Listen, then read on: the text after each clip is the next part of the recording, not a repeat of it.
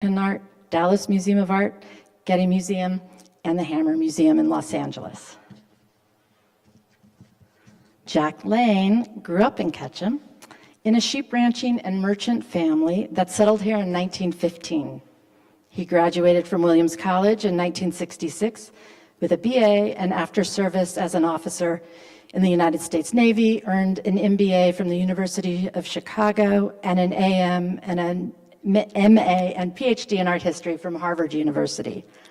He began his art museum career in New York in 1975 at the Brooklyn Museum of Art and assumed his first directorship in 1980 at the Carnegie Museum of Art in Pittsburgh. From 1987 to 1997, he served as the director of the San Francisco Museum of Modern Art, during which time the museum opened its then new building by Swiss architects Mario Botta. In 1999, he was appointed the Eugene McDermott Director of the Dallas Museum of Art, and full disclosure, I was on the search team that made that hire. He became Director Emeritus upon his retirement in 2008, and very lucky for us, Jack returned to Sun Valley. I thought it was fitting that our speakers met in 1996 at SVMoA at an exhibition opening dinner for Crossing the Frontier, the first major photographic exploration of human use, development, and abuse in the Western landscape. I suspect that this topic might weave its way in tonight's conversation, and so without further ado, please welcome Jack, Judith, and Tony.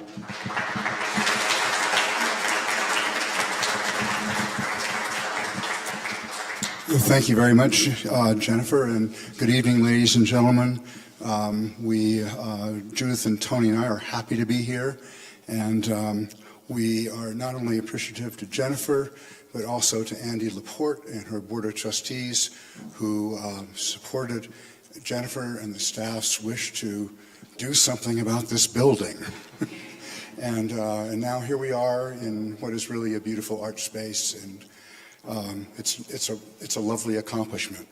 I'd like to thank Courtney Gilbert, too, the curator, and she and Jennifer worked together to make the very surprising, in a good way, and the quite aesthetically rewarding exhibition that is here tonight.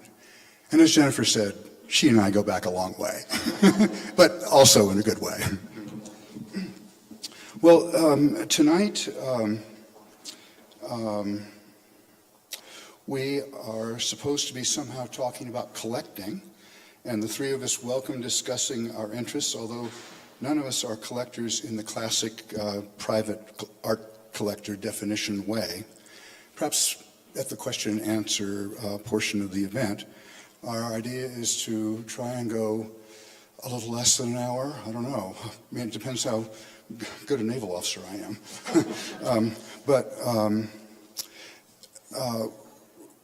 While I think it's important to talk some about Judith and Tony's time in the urban context of Los Angeles, because especially for Tony, it differs very interestingly from what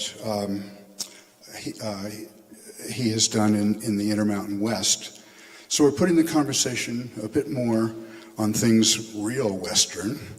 A lot very good has been said and depicted by Judith and Tony and others about Southern California, but not so much about our part of the world. I'm hoping this audience will be fascinated by how two creative souls find content and beauty in the high deserts and lofty peaks out here, not just in the urban circumstances of Los Angeles, a great cultural place of fecundity. So, I have actually too many things to handle here, but we're going to talk, or I'm going to show you a few images of Tony's work starting in the early 1970s from Los Angeles, so you'll have a background of how in ways he's accommodated himself to our part of the world. On the left is a a painting, or is a photograph taken in 1970 in the area around MacArthur Park, not the nicest part of Los Angeles, but it's also a place where, after Judith and Tony got together in the mid-1980s, that they lived. And on the right, a photograph from also the 1970s. It looks a little bit like serial minimalism, but it's not. It's a bunch of shots of patrons of a bar in Los Angeles coming out the front door and hitting the sunlight.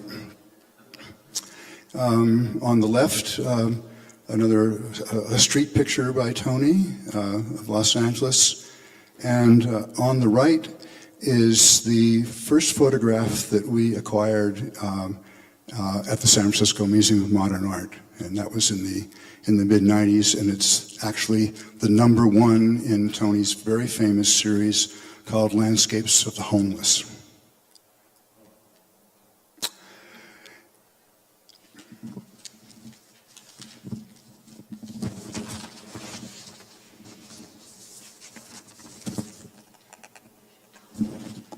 So here on the left is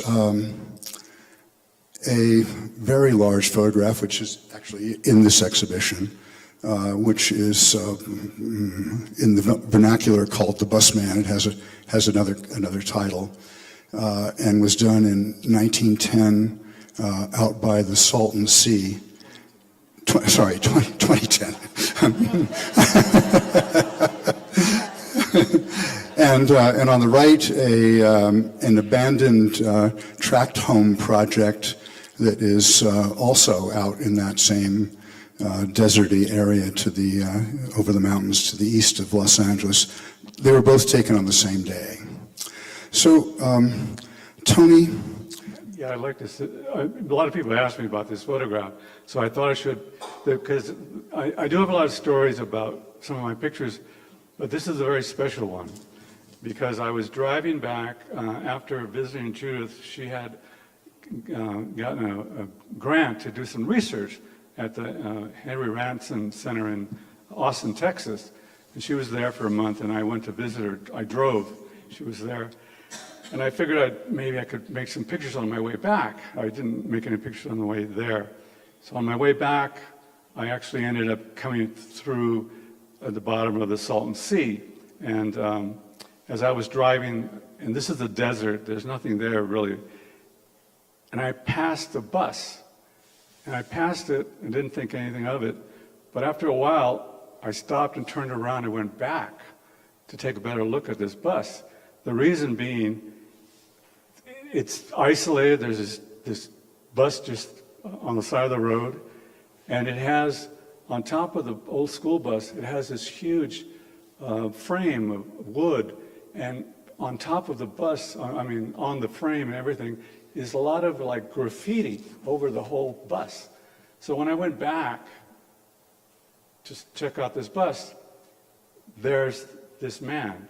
And he was, if I can show you, he was obviously not in very good shape coming around the other side of the bus. And he was on the other side of the bus, but when I got there, he came around. And I asked him if I could take a picture of his bus. And he said, sure. So I took a picture, and then, by the way, I'm setting up I have a tripod, 4x5 camera. I'm setting it up. I take a picture. I take another picture, so in other words, you take 2 shots with the holder. And I go back to my car to put my camera away, and I'm talking to him. And he's from Minnesota, actually, but I never got his name. And I was asking him because I realized he was in bad shape. I said, well, I see, what happens if you get a flat? He said, well, I used to be able to change it, but I can't change it anymore. I have to have it changed. So I felt sorry for him, so I gave him $20. And he was actually quite surprised. And so he's next to me by my car, and the bus is over there. He says, let me give you something. And I said, oh, okay. But he shuffles. He's got to shuffle back to his bus. And so I'm waiting for him, actually a little while, and he comes out of the bus, and that's where he's standing, right there. And when he comes out, he hands me this paper, and this paper has been mimeographed so many times you can't read it, except you can make out Jesus somewhere in that text. So I look up at him and I say, excuse me, do you mind if I take a picture of you? And he says, fine. Rush back to my car, get out my camera, set it up again, rush over there. I only have one holder left. I only have 2 shots left. And the reason, by the way, I have to mention this technically, the reason it's that shape is I customized my camera, so it's not a 4x5 anymore, it's a 3x5. So it's a longer throw. And so when I saw him that way, and I'm standing below, I realized I could use it. And that was the first time I used that format for my custom camera. By the way, it was also the last time I used it. But anyway, I rushed back, and this is happening very quickly, taking a meter reading, and then taking this shot. Then I took another one. With the other one, I thought that cloth by his head, I moved it, and I took that one. But when I got the film back, I realized that first one was it, you know. And so I was very, very excited about that. And to me, it's one of those moments where you pass a bus, you don't think anything, but all of a sudden something clicks, and you go back. And then the story of me giving him the $20 and him giving me something. And what he gave me was a gift. And I gave him $20, but he gave me that picture. And by the way, somebody asked me that I know here earlier, up until this time, I hadn't taken a picture of a person probably in 10 years. So this is the first picture I had taken. And Judith had in those years, she had said, you should take pictures of people again. But that meant 35 millimeter street photographs, which I wasn't taking anymore. And I just couldn't figure out what I was going to do. If I wanted to take pictures of people, what that would be. But this was a pretty good picture. It just, to me, it was like a real gift, you know. Tony, could I ask you, because I think it bears somewhat on the future trajectory of your work. I think that one of the differences between other photographers who have gone to large format color, I'm not talking about black and white, but large format color, is that they tend to be kind of steely and hard. And it seems to me there's always been a kind of social aspect to your work, and you seem to be drawn sympathetically to the plight of others. Would I have a right sense in that? No. That body of work, Landscapes for the Homeless, which I started in late 80s, one of the reasons I started that, I had seen a lot of books. There were a lot, if you think back then in the 80s, there were black and white books of homeless people. And there were a number of them by some well-known photographers. And I thought, and that was the beginning in terms of LA, the beginning of, let's say, more evidence of homelessness. And I thought, well, I wanted to photograph the evidence of homelessness, but not the people. And that's how I started that. But I was interested in those kinds of conditions, those kinds of people. I did meet a number of them, but I didn't take their pictures, but I took pictures of the sites. But when I say sites, I only took pictures of sites when there was nobody there. And if I went to a site and there was somebody there, I wasn't interested in taking a picture of them, and I would just move on. But yes, I was interested in, for that aspect of, it's like bearing witness. Great. Before we move on to things inland, Judith, you've done many collaborations with visual artists on publications. And one recent one was that you and Tony collaborated on about MacArthur Park, which was published in a Los Angeles magazine called Air Flight, I think, or Airlight, just this spring. Could you tell us a bit how it worked on that recent piece between the two of you? It has a fantastic title. Whose title was it, yours or Tony's? The title is the Afterlife of Detritus, which I think is one of the best descriptions I've ever heard of a lot of Tony's work. It was my title, and when I moved in with Tony, we were married in 1986. I was living in Santa Monica Canyon. He was living in MacArthur Park.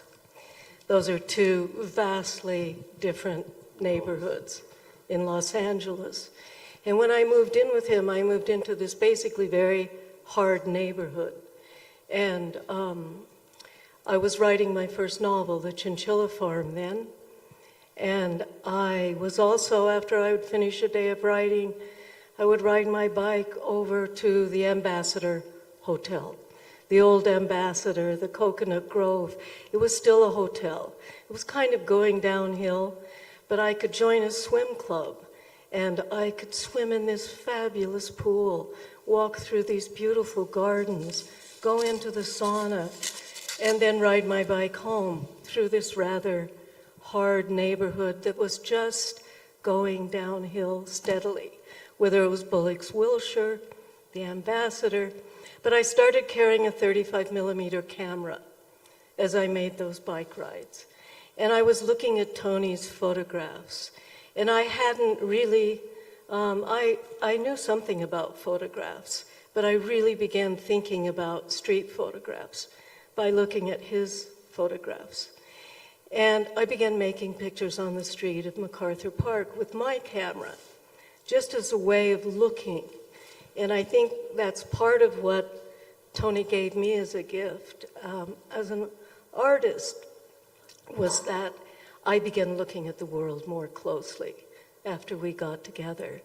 So the article that, the essay, long essay, The Afterlife of Detritus, it included some of my photographs that I'd taken on the street in the late 1980s. It included Tony's photographs that he had taken in that neighborhood over a period of 40 years. Early 70s, and yours, Judith, was 35 millimeter color. So my early work was 35 millimeter black and white. And so there was a combination of her 35 millimeter color of people and mine of people, but black and white. But what this article also, it was a little complicated but interesting.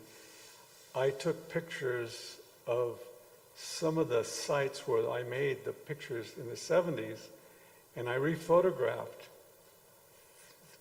the site now with color, with a digital, I mean, with a cell phone. And so we showed all these pictures, Judith's pictures, my early black and white, and then the mixture of what the site looks like now compared to the early 70s of these pictures, which I thought was really incredible. And then Judith's text, which was his long text, accompanied all these pictures of, and this is all in and around MacArthur Park. So, kiddies, shall we move on to the high desert and the alpine peaks? As I mentioned, Judith and Tony got together in the middle 1980s. I don't think that Tony had been out of Southern California much before that. And they began doing driving trips to Nevada and inland California and Utah, Idaho, Wyoming, Montana, and New Mexico, and they would visit thrift shops on this. And these are the first photographs that I know of that Tony took outside of Southern California. This was done in Stockton, California, and it was 1991, I think. About that. I have it. I call it the battered Barbie. But she also could be like the Mary Magdalene of Stockton.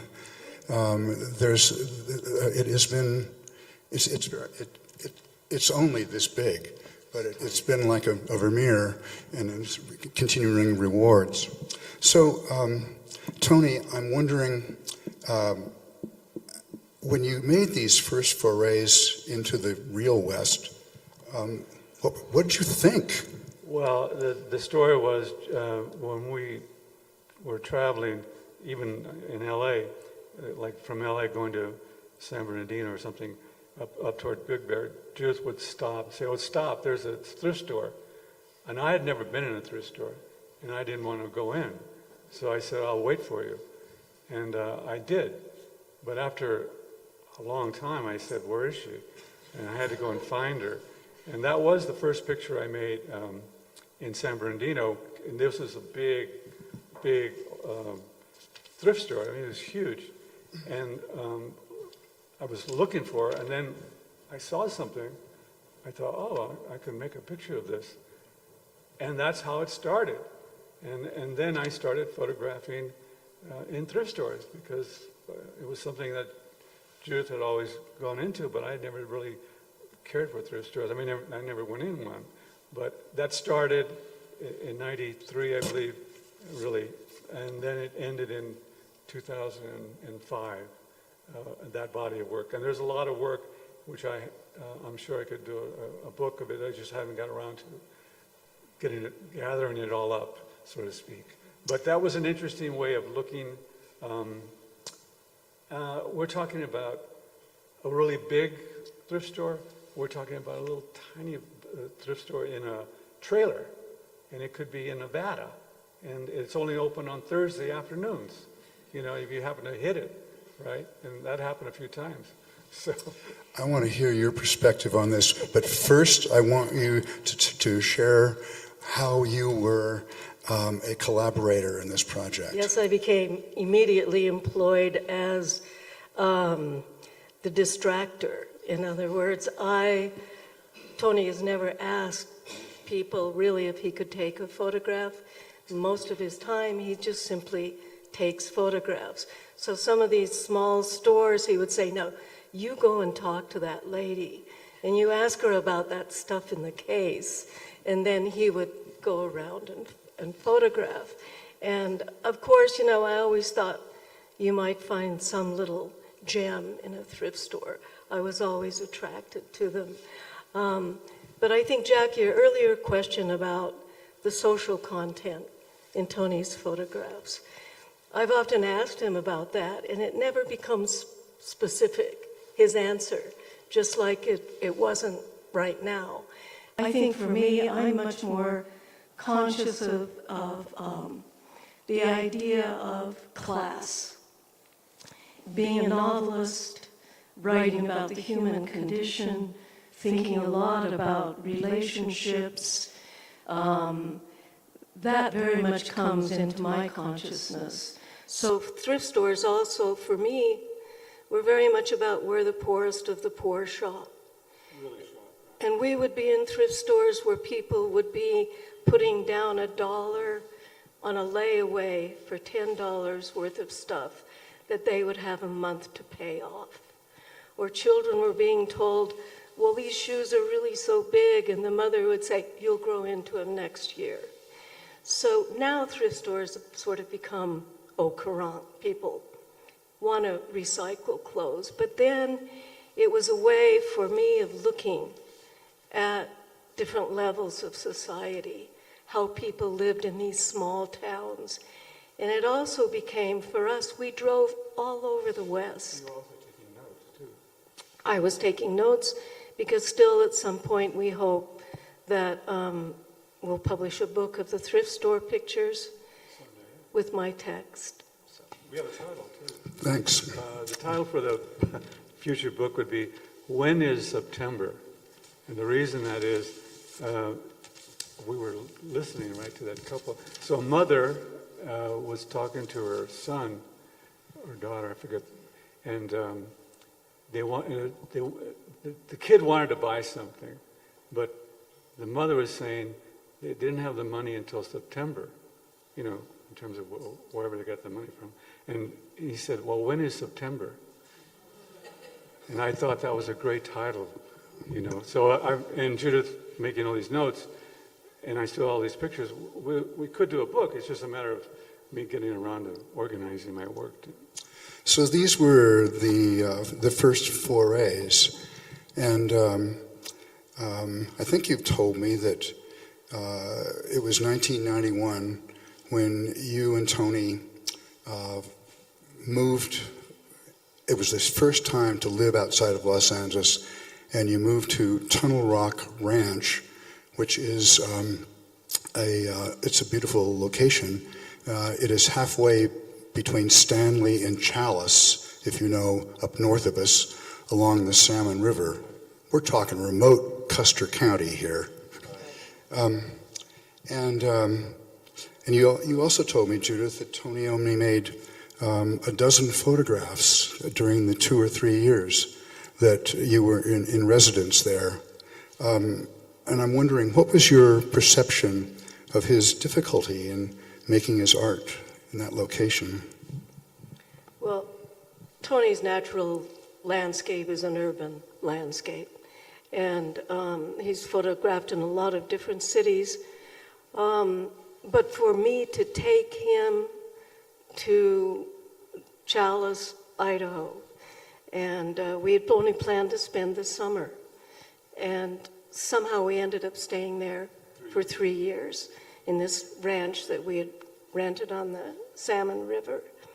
And I saw what an incredible challenge it was for Tony to try and look at a landscape like Idaho and make photographs.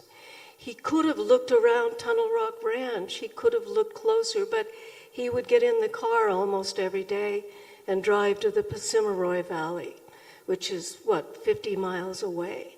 And he began photographing a lot in the Passamaquoddy. But that's part of what he does. He drives, he looks, he used to walk when he was a street photographer. But I think it was a very foreign environment. I don't think he'd ever seen a starry night. I don't think he'd lived with animals the way we lived with horses. And I hope you don't mind, but he would say things like, well, we'd be outside and he would refer to the ground as the floor. And I would say, no, it's the ground. And it was a very foreign world for him, and it was a huge challenge. That picture that's on the wall there, Horse Heaven, right. I think, that was one of the most successful, the picture you felt really good about, but it was a huge challenge. Let's go there. No, wait, Tony. Not a very good photograph on the screen, but it's bigger than the actual picture. This is formally titled In a Faraway Place, and yes, that's true.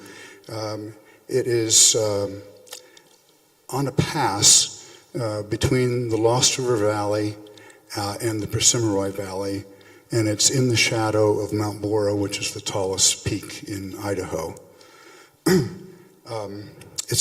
Its vernacular is Horse Heaven, 1993. And Tony, I wonder, how did you end up overcoming, to a degree at least, not finding inspiration from this landscape? Well, I mean, to me, it was after I'd finished these 12 pictures. It was okay, but the problem for me was that it took so long to make 12 pictures. And I didn't want to do that again. In other words, so I had to go back to LA, so to speak. But that kind of picture, by the way, the reason it's a diptych, I only had on my camera, I only had what I would call a slightly longer lens. So I couldn't take the whole scene in one picture. That's why it's broken up that way in terms of a diptych. But I just want to mention this because people have mentioned it a few times that know me. I showed these pictures in Paris and I showed them in LA, and people said, wow, I really like what you did. I don't know how you carved those things, and put them out there. And I said, well, I didn't carve them. They're, cow licks, right? Salt licks. But a lot of people didn't know that, and they thought I created these objects, put them out there. But coming across something like that, again, I'm driving, and if you think about it, there's not much out there. I mean, it's a big, big space. But all of a sudden, there are these objects, and that obviously caught my attention. But in that context, what has happened? What happened was, that there's no more grass like that. It's not wild anymore like that. It's just been, used by all those cows. So really, when you think about this kind of backdrop of this incredible, huge, beautiful space, there's something else going on that ground, to me. This is a picture I live with at home, and I really, really love it as an Idahoan.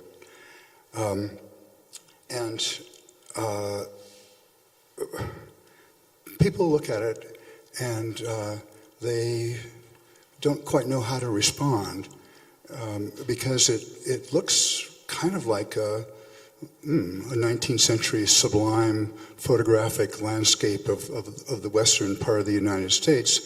But there are these, I guess they kind of show up as white. They're really blue objects that are kind of in a circle there that look like they might have been space aliens. Right.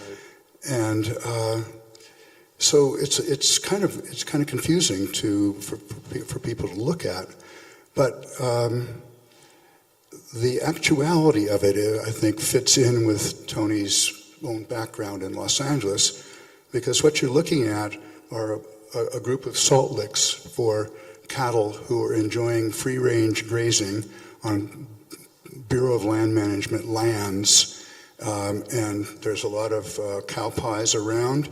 And as you look towards the mountain range, all that high desert plateau is profoundly overgrazed by public range cattle. Some of you know John O'Marvel and the Western Waterheads Project. This is like the poster child for what he's talking about. Well, now we fast forward more than 20 years, because as far as I know, Tony didn't do much work that was Idaho-oriented in the time that he and Judith were coming back and forth between LA and their Clovis Point Ranch on the Camas Prairie. So the work changed. When they returned here, it was during the COVID period. They were quarantining at home on the Camas Prairie. It was really lonely. One of the photograph on the left is of the prairie. It's done with a screen that Tony puts over his camera, which in my view makes it even more, the outlines more geometric, more abstract, and more ambiguous.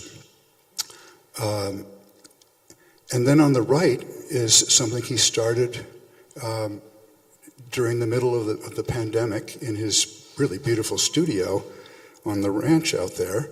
And not only this work, but here we have on the left his homage to Barbie. That's my joke.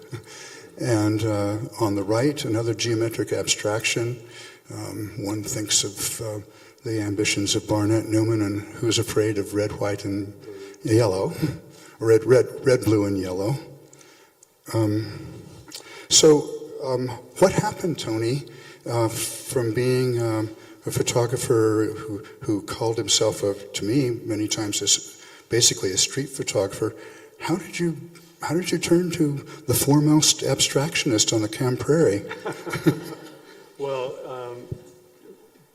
when the pandemic hit and we were stuck there, so to speak, and we had this old shed, Judith said, "You should fix up that shed for a studio," which I did, and she helped me.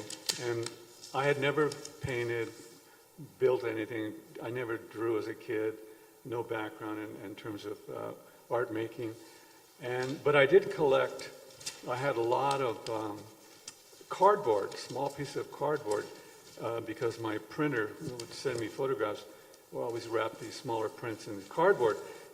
And I had this cardboard, and I thought, when I first opened this little studio, I started making things with this scrap cardboard. And I don't have the pictures of them, but then after I made a number of these pieces, then I made some chairs, small chairs that hang on the wall. Then I started making these small paintings on scrap, thin plywood, which were the beginnings. And I did have a background in terms of the artists that I loved, in terms of Modigliani, lots of different artists that I had books on. So all that inspiration, you might say, came through. And I was very happy to start painting. And I also had a friend who was a painter in San Diego. So I would call him and ask him about paint. He said, "Don't worry, you make all the mistakes. That's how you learn." And I did. But he also told me how to fix them. And so that helped. And now I started working with now I'm working with metal. But to me, it's just a very different way of looking at the world, because I thought, being a photographer, I noticed everything, but realizing after I started trying to paint or build things, there was so much I missed. Now I think I'm really seeing the world in a very different way. So it's not like these pictures are obviously like a photograph. You do have a frame, but now even now, if I'm driving somewhere, I might see something, and I wouldn't think of it as a photograph. I would think there's a detail that I may try to make a painting based on that detail, whatever it is. And so now it's just, I have a studio, by the way, in LA too, but that's just where I put big photographs now. But I brought, the last time we went to LA, I brought some of my paintings to hang in my studio in LA. So it's kind of a mixture now. Obviously the paintings are small and the photographs are actually quite large. But I like the mixture, and so I'm going to be changing them. So I think that's just an interesting thing. Yeah, I think it brings out how beautifully formally constructed all of Tony's photographs are. Yes. And this is a clearer manifestation of that. But something else happened on the Prairie too, I think, which was that he, in those couple of years and since then, has taken what looks to me like a friendlier, more intimate relationship with the Camas Prairie landscape. Here he is in his really beautiful studio, and there is a photograph from around 2020 that is taken out his studio window. And here is the Camas Prairie foothills with a derelict piece of farm equipment in the foreground, and tilled fields on the prairie, and then on the right, something that he sent me just in time for me to pop it into this stack of slides, out walking their dog on the Camas Prairie the night before last. So,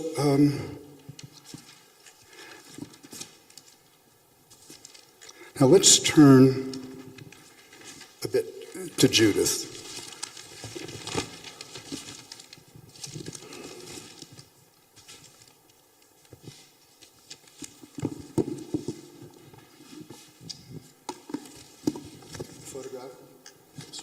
The photograph on the photograph on your left was made in 1970 by Tina Barney. The photograph belongs to Judith. It's unique. That means there are no other copies of it, and it's on show in the gallery over here. Tina Barney's work is over there as well. And the right is quite a recent picture of Judith in a swimming pool in what looks like kind of a posh place in Hancock Park in Los Angeles that was taken by Tony, which I put up there as kind of a joke. Judith, could you tell us a little bit about your relationship with Tina as a young aspiring photographer and you as a writer here in Sun Valley in the 70s? Yeah, when I moved here in 1970, I really wanted to be a writer, but I really hadn't written anything. And I made a living for a number of years by teaching skiing. And I would teach skiing on Baldy during the day, come down at night and try and write short stories. It's interesting that we're sitting in this building. The first iteration of the Sun Valley Museum was the Sun Valley Center for the Arts. It was started in the early 1970s. And I met Tina Barney on a ski hill one day. We were both passionate about skiing. She had not yet begun taking photographs. I had only barely begun to write. And we became such good friends. She began taking workshops, photographic workshops. They brought in fabulous people like Dwayne Michaels. Tina and I took that workshop together. I was interested in photography, but I knew I really wanted to be a writer. But Tina found her passion when she found photography. And she took it up at about the same time that I really became wholly committed to writing. We skied, we had a wonderful time here in the 70s, and the center was such a vibrant addition to this community. It gave people what was missing, which was the chance to experience many different kinds of art. For me, it was so stimulating. It was so exciting. And we used to go to the hot springs after we would ski. So this photograph was taken, it was actually, I think, 1977 in Clarendon Hot Springs. It was included in Tina's recent show in New York. It was reprinted for that.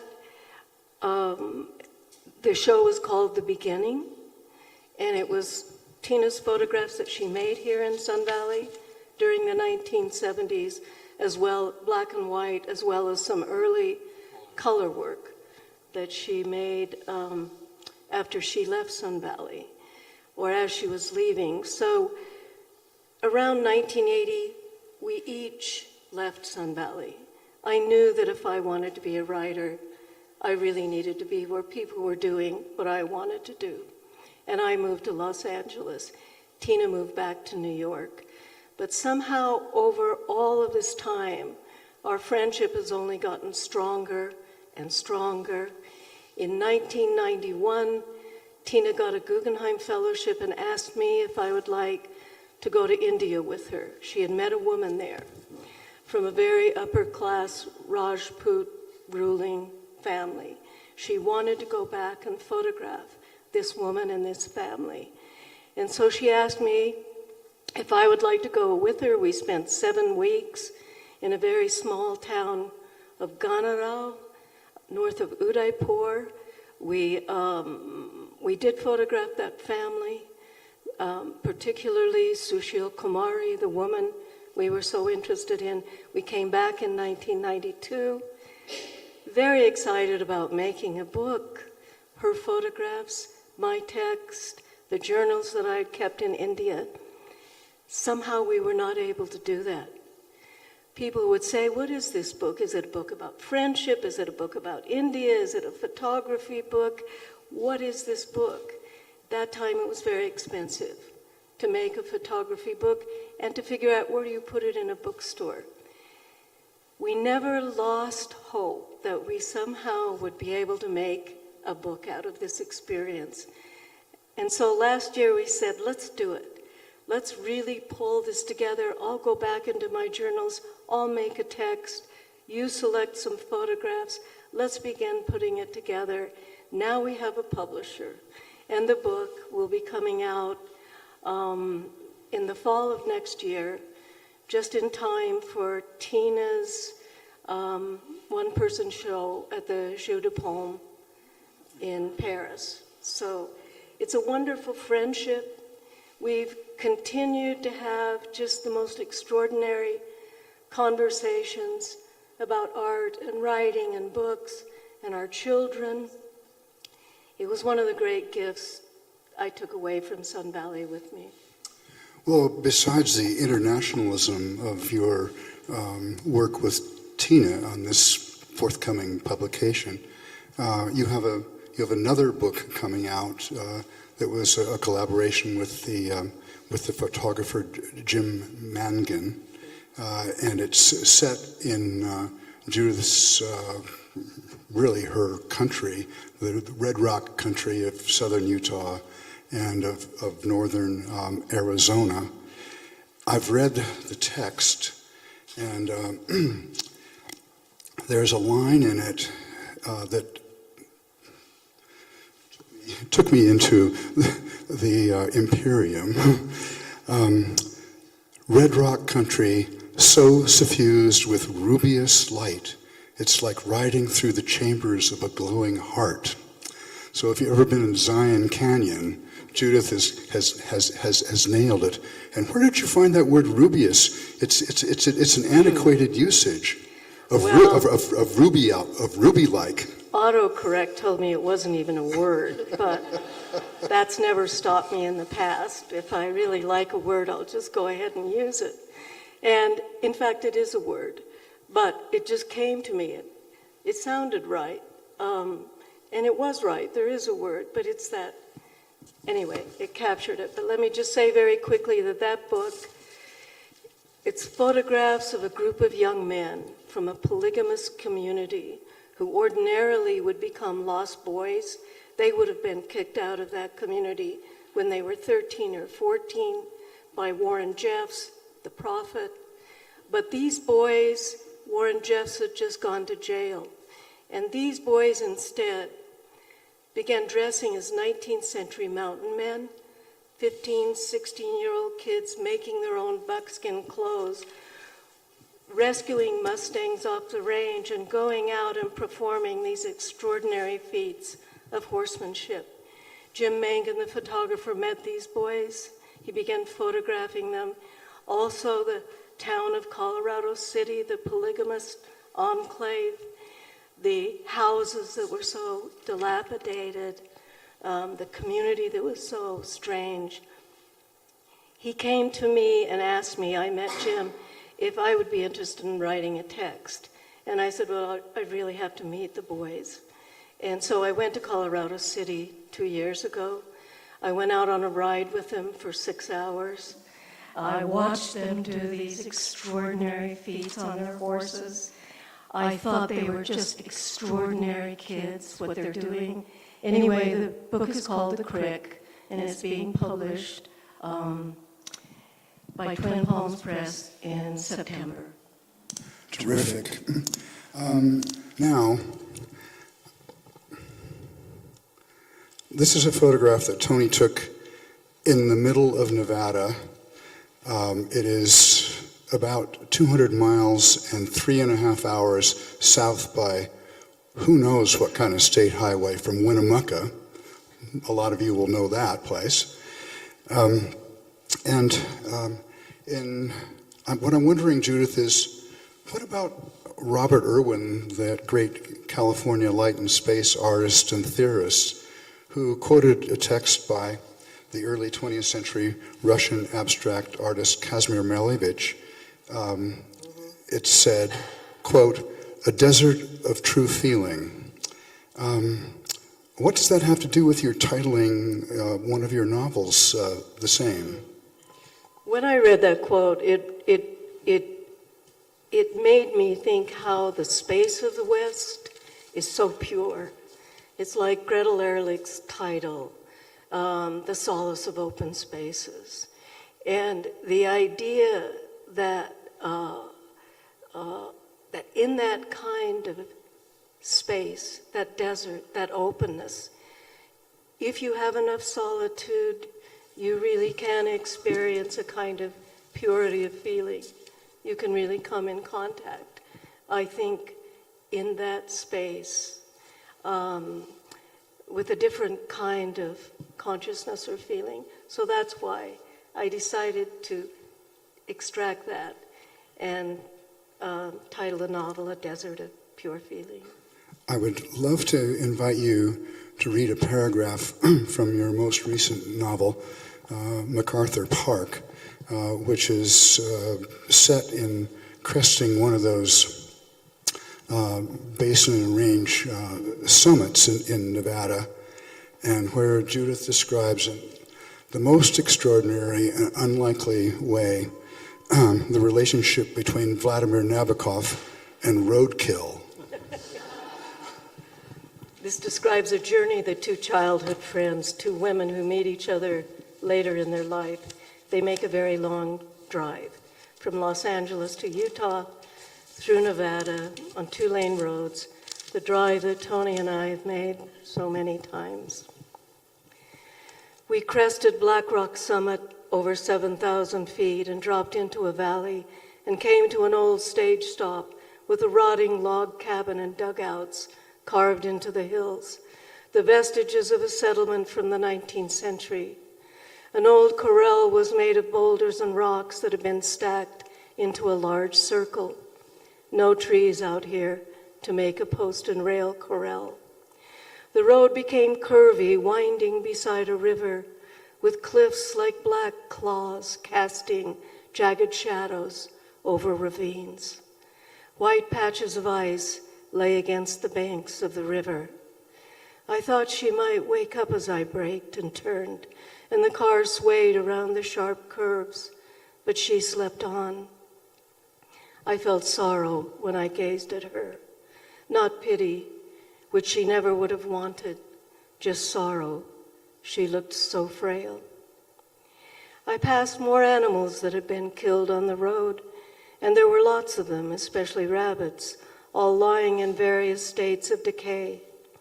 Black clutches of crows fed on the kills, pulling at the carrion with their fierce beaks and waiting until the last minute to fly up and out of the path of the car.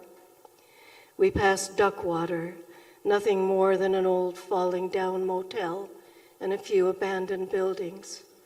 The motel looked like many of the places where I'd stayed with my family on drives through the West as a child.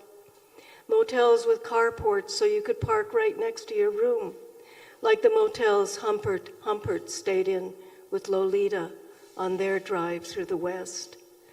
These were the kinds of motels Nabokov and his wife had rented while he was writing the novel, and that he had loved. He once said that the principal invention of the American West was the motel. Now many of them were abandoned or had become run-down places that rented rooms by the month to workers in the extraction industries.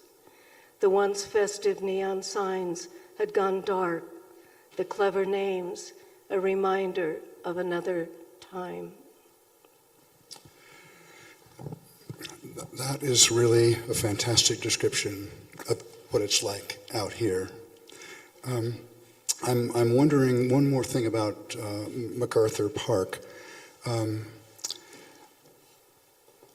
The person that is the passenger in the car is also from Ogden, Utah, but she has gone on in life to become a very accomplished performance artist in New York.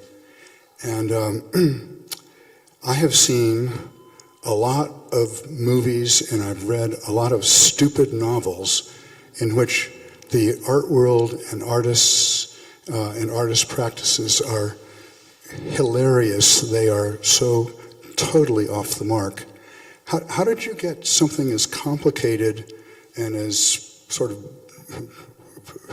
on the edge as performance artists like that I think that this person is modeled on, like Carolee Schneemann and Hannah Wilke? How did they feel like they've been recreated? How did you do that? My editor said to me, "How did you pull that character of Jolene out of you?" But she, of course, is part of me, even though I have never been a feminist performance body artist. I so respected those women in the 1970s who broke such extraordinary ground with what they did by reclaiming their bodies that had always been portrayed in art by male artists with a male gaze. Those women were extraordinary. When Linda Bengelis appeared in the ad in Art Forum, naked with a gigantic dildo, it woke up the art world. I mean, even feminists were shocked. And they said, it's a centerfold, but it was a centerfold like no other. And so when I decided to make my character of Jolene a feminist performance artist, it was very natural to look at Carolee Schneemann, who I so respected. I thought she was, a perfect model for the kind of character that I wanted to create. Terrific. So we've come basically to the end of our act, but I want to show you a few more photographs by Tony that have been done over the last decade. On the left is his 1914 photograph of the Spiral Jetty by Robert Smithson, probably the most famous earthwork on the planet. It's in the Great Salt Lake. It's the closest work of art of international stature to Sun Valley, Idaho. And I was there that day in June of 2014 when you shot that. Right. We were having fun on a cultural and history tour of Deseret. And on the right is Tony's photograph, I think made just a couple of years ago, up on a high plateau outside of Las Vegas. It's by Michael Heiser, who you probably know for this enormous city that he's making out of earth and stone over in central Nevada. But this is right by Las Vegas. It's called Double Negative, and it really captures at least a sense of what that place is like. And then the last shot on the left is Robert Frank's photograph of from a hotel window in Butte, Montana, taken in 1956. It is one of the extraordinary images that's in his book called The Americans, published a couple years later. It's one of the most renowned and appreciated photographic works of the published photographic works of the 20th century. And on the right, Judith and Tony and I really like Butte, Montana. As far as I'm concerned, it is the most interesting city in all of the West. And this is on one of their trips back. I think it was in 1917 or so. And Frank stayed in this place called the Finland Hotel, which had better days probably when he was there in the 50s. But it still has an extraordinary Art Deco supper club and bar called the Copper Bowl. And Judith and I like to go there and go to the Copper Bowl. And this is Tony's photograph, also outside a window in Butte, from that same hotel. kind of, I think, suggesting the wonderful continuity between two great American photographers. So, if you will, we'll take some questions. Recording this talk, so if you have questions, I'm going to give you a microphone to ask your question into, and if you three can share. So if anybody has any questions, okay, I have a question, but I'll let you ask your question first. Judith, what drove you to write the long embrace about Raymond Chandler? When I first moved to Los Angeles, a friend said to me, if you're going to live in this city, you really have to read Raymond Chandler. And I started reading his novels, but I also read his letters. And I started noticing at the top of every letter was a different address. It's not every letter, but the addresses were constantly changing. And I remember thinking, wow, that's so interesting. Maybe one day I'll make a list of all those addresses and I'll track down every place where he ever lived. I was attracted to Chandler because he is a great stylist, because he has an enduring literary legacy, because every generation still discovers Chandler, because he moved the detective novel into the realm of literature, and because when he published The Big Sleep in 1939, it was really the first literary novel.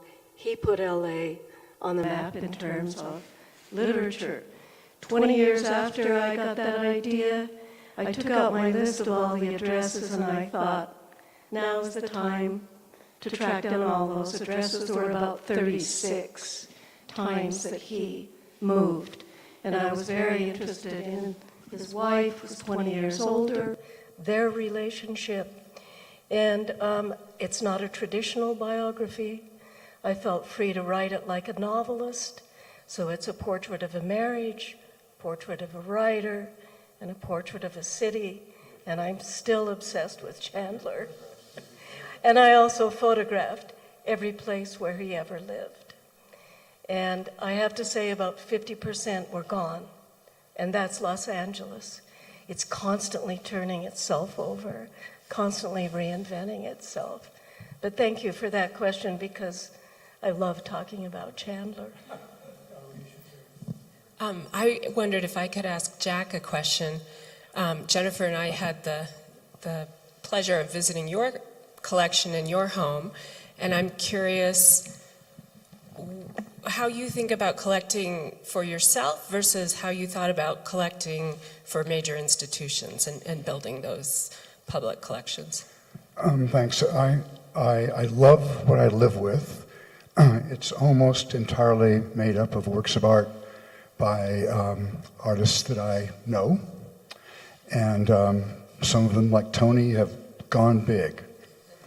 So that's nice. But I don't think of myself as a collector in the private sense of the word. But I do think of myself as a collection builder for museums. And when I was at Williams and at Harvard, there were two competing schools of art history. One was Western European, that is basically English and French and American, and one was Central European, which was basically German. And there was a huge influx that greatly enriched the academic environment in America during the Nazi years.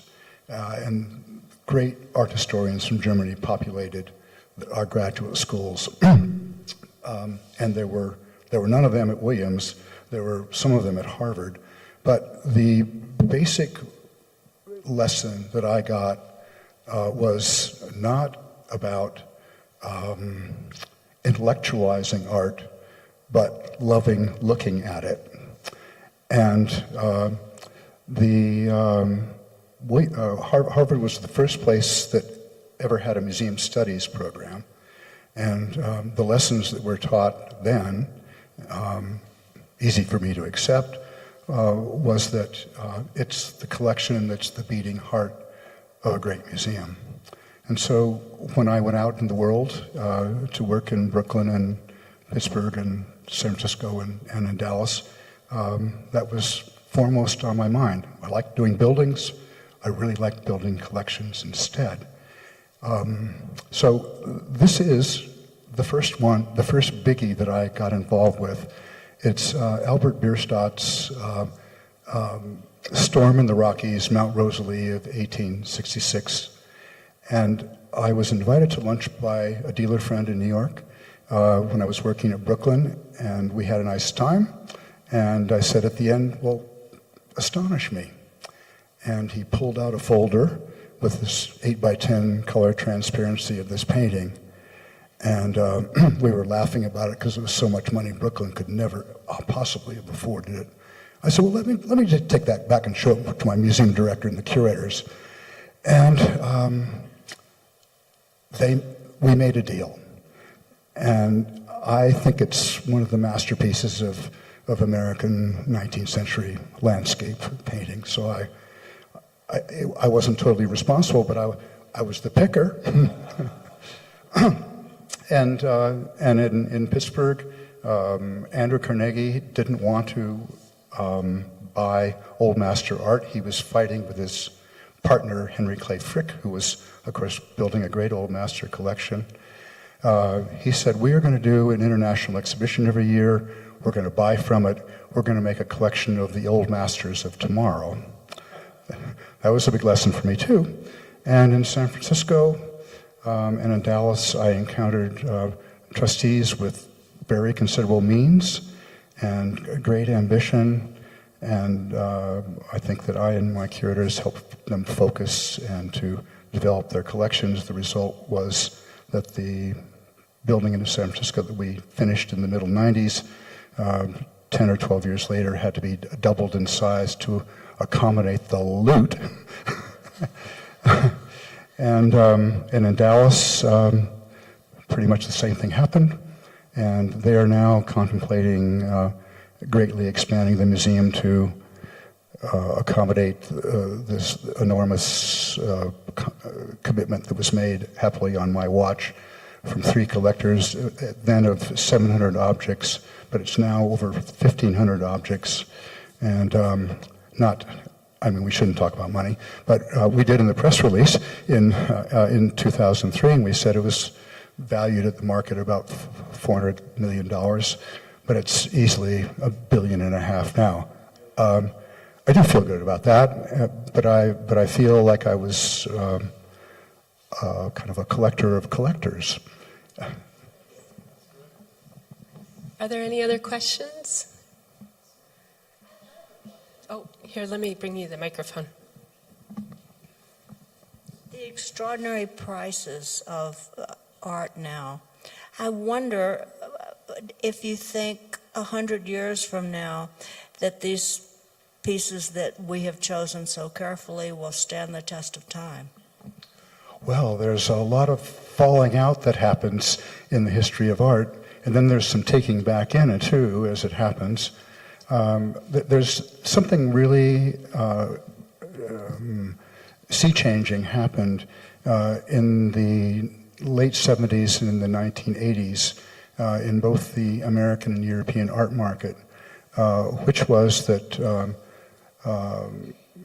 the collecting of Old Master paintings or in the 80s when the Japanese were so rich, Impressionist paintings were the heart of Sotheby and Christie's action. But over that time, people with great means and interest in the art world shifted their focus from what was getting to be harder and harder to get, older pictures, to the contemporary art world.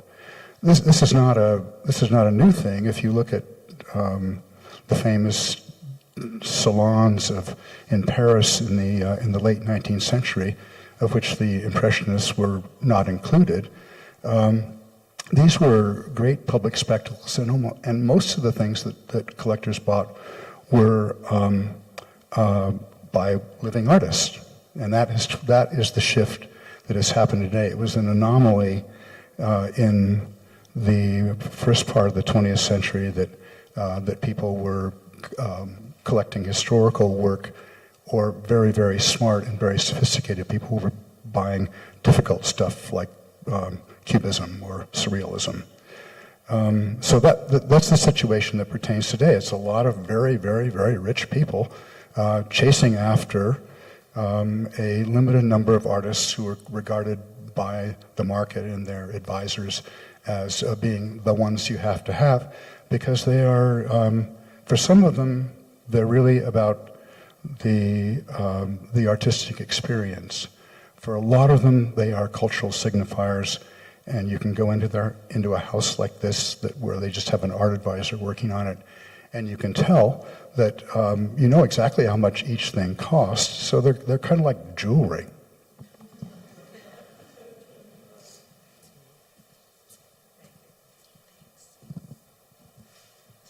Okay, I think this will be our last question. Thanks, Dan.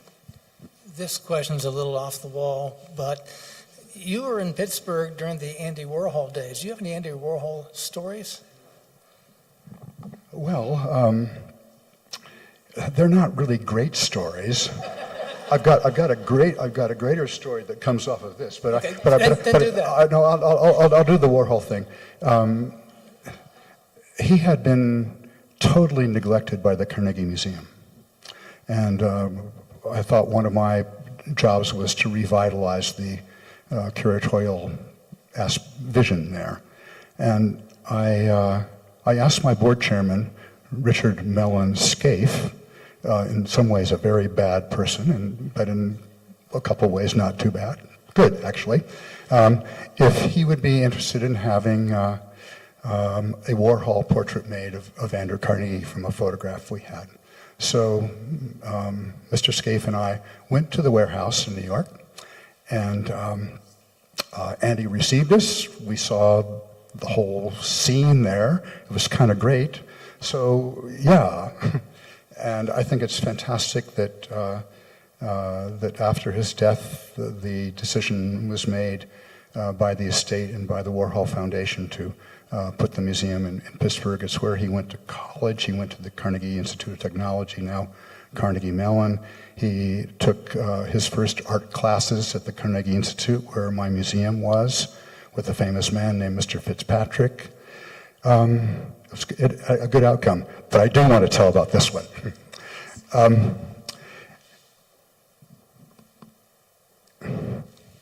When I was at SVMoA,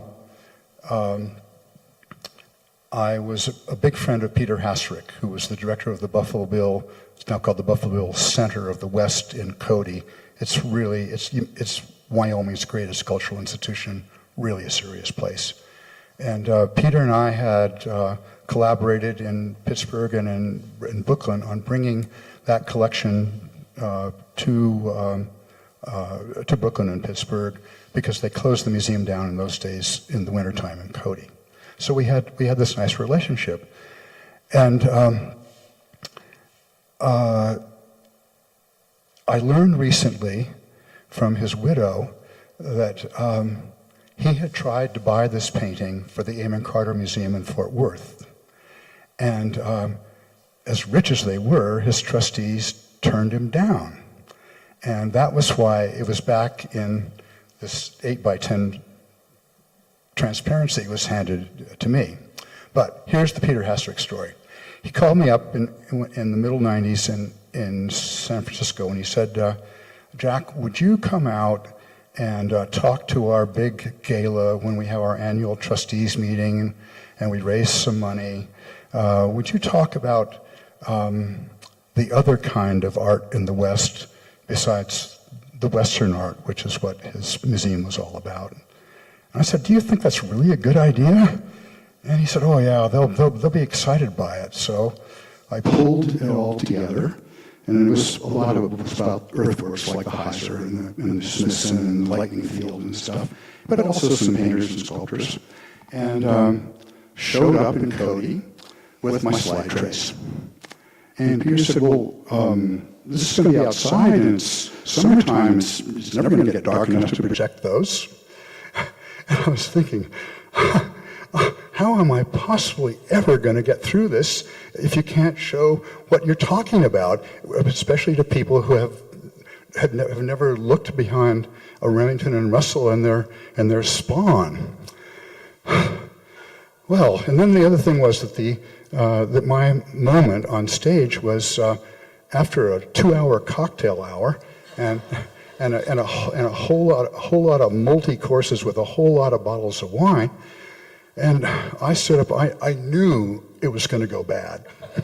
I just didn't know how bad. And I started my talk. I could see the audience was restless. Maybe 2 or 3 people were interested. There were 150 who really didn't want to hear it at all. It was kind of like in the art world, it's a bit like how we're bifurcated in America politically between Western art and so-called contemporary art. And there was a guy there who had been a very good young abstract expressionist artist named Harry Jackson. And he hung around with de Kooning and Pollock and at the Cedar Tavern. But he suddenly became an apostate of modernism, and he moved to Cody, and he became a very, very successful and good, kind of in the tradition of Frederick Remington, sculptor of Western topics. His most favorite one was Rooster Cogburn John Wayne was. And so Harry, really, really drunk, and he broke off a wine bottle, and it's like a bar fight. He was running to me on the stage, screaming obscenities. How dare you turn this beautiful place into a sewer with what you've been showing, and waving the broken bottle. I thought I was going to get it. And from another table, Alan Simpson, who was this great 6'6", very patrician senator from Wyoming, came running out of the backfield and tackled Harry just before he got to me. That's my story.